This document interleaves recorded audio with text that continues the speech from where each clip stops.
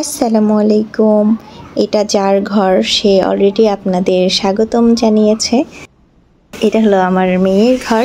এটা আসলে মেইনলি এই বাসার মেইন ঘর, যেটা প্রথমে আমাদের ছিল, কিন্তু মেয়ে হবার পর বুঝলাম যে বাচ্চাদের জিনিসপত্র আমাদের বড়দের থেকে অনেক বেশি প্রয়োজন। সো ওকে আমরা বড় ঘরটা দিয়ে দিয়েছি। এটার সাথে একটা অ্যাটাচড বাথরুমও আছে। তো এই হলো তার খেলনা দিয়ে শুরু। এখানে অর্ধেকটা খেলনা আছে, বাকি যে দুটো ঘর আছে সেই দুটো ঘরে আরও অর্ধেক করে খেলনা আছে, এবং কিছুদিন পরপরই তার এই খেলনার জিনিসগুলো আলাদা আলাদা করে দিতে হয়, কারণ এক খেলনা দিয়ে সে বেশি দিন খেলতে একদমই পছন্দ করে না। আম্মু আব্বু এই জিনিসটা নিয়ে একটু অবাক হয় যে তোমাদের তো এত খেলনা ছিল না, এখনকার বাচ্চাদের আসলে তোমরা বেশি খেলনা দাও।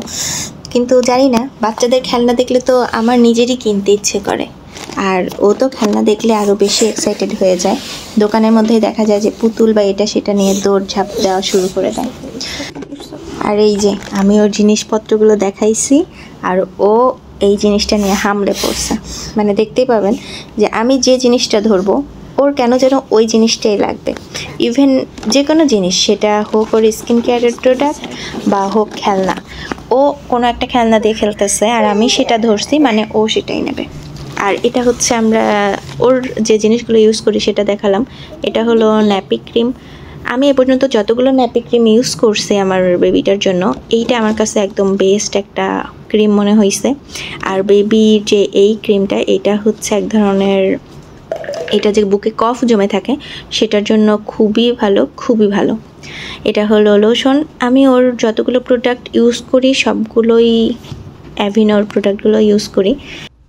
আমি প্রথম যখন দোকানে গেছিলাম কিনতে, তখন ওদেরকেই বলছিলাম সাজেস্ট করতে, যেহেতু আমরা আসলে কিছুই জানি না, সো ওরা অ্যাভিনোটাই সাজেস্ট করছিল।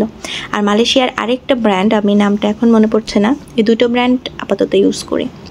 আর এর মধ্যে ওর জামা কাপড় আমি সময় পেলে এটা গোছাই। সময় পেলে মানে অনেক ধৈর্য আর সময় থাকলে আমি গোছাই, কারণ গোছানোর ঠিক কয়েক মিনিটের মাথায় সে আবার এটাকে আওলা ঝাওলা করে ফেলে। কারণ আমার মেয়েটার গোছানো গাছানো পছন্দ না, সে একটু আওলা ঝাওলা করতে বেশি ভালোবাসে। আর এটা হলো আমাদের লাইফ সেভার একটা জিনিস, কারণ ওয়াশরুমে গেলে আর রান্নাঘরের কোনো কাজ করতে গেলে এর মধ্যে রেখে আমি গিয়ে নিশ্চিত থাকতে পারি।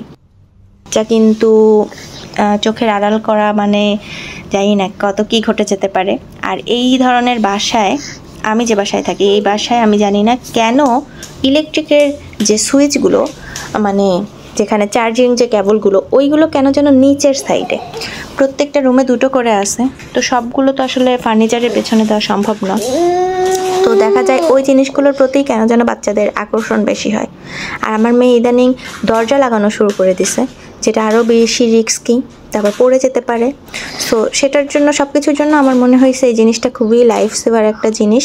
এটা আমরা অনলাইন থেকে কিনছিলাম, দুটো কিনছিলাম। এটার সাইজ সব থেকে বড়, আরেকটা কিনছিলাম সব থেকে ছোট, যেটা আমরা একজনকে গিফট করে দিছি। আমার বেবির লাগছিল, মানে দরকার ছিল না ওটা পরে। তো এই তো। আর এই যে এটা ছিল আমাদের খাটড্রপটাও এখন আমার মেয়ের বই পুস্তক দিয়ে ভরা। তবে আপাতত এই বইগুলো আমি এইভাবে লক করে রাখছি, কারণ এখন যেহেতু ওর দাঁত ওঠা শুরু করছে, ও সব কিছু কামড়াইতে চায়। আর এই খাতা বইগুলো কামড়ানোর পর মুখের যে অংশটুকু থেকে যায় সেটুকু সে খেয়ে ফেলতে চায়। খাবার খেলে আসলে মজা লাগে না, এই জিনিসগুলো কিন্তু বেশি মজা লাগে। আর এই তো ছোট্ট সুন্দর একটা চেয়ার। আর এটা আমাদেরই আলমারিটা আর পরে সরানো হয়নি, কারণ এর মধ্যে আসলে অনেক জিনিস আছে, এগুলো বের করে সরানো পসিবল না। সো ওর রুমে এই আলমারিটা থেকে গেছে। তো এই হলো সেই ঘর যেটা এক সময় আমাদের ছিল, এখন আমরা তাকে দিয়ে দিয়েছি। আর আমার এখানে যেহেতু 3টা ঘর, সো এই ঘরে সব ওর জিনিস রাখলে প্লাস আমাদের ঘরে আমাদের জিনিস রাখলে খুঁজে পাওয়াও সুবিধা হয়, আর কাজটা আসলে যতটা ইজি করা যায়। তো এই তো আমার মেয়ে কিন্তু আবার খেলাধুলা শুরু করে দিয়েছে। আবার কিছুক্ষণ পর আওলা ঝাওলা হবে, আমি আবার এরকম চকচকে করে তুলব। আল্লাহ হাফেজ।